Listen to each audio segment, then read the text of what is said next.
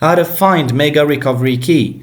Welcome. In today's tutorial, I'll show you how to find your Mega Recovery Key. This is crucial, so if you ever lose access to your account.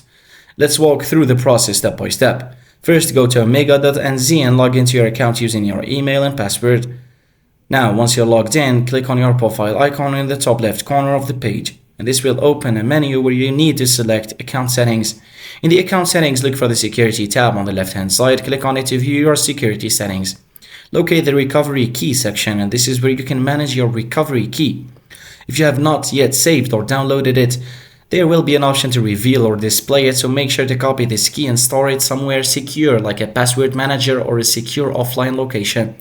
For extra security, and this is only optional, you can download your recovery key, so click on download and to save it to your device. But remember, this is the only way to recover your account if you lose access, so keep it safe. And that's it. Thanks for watching.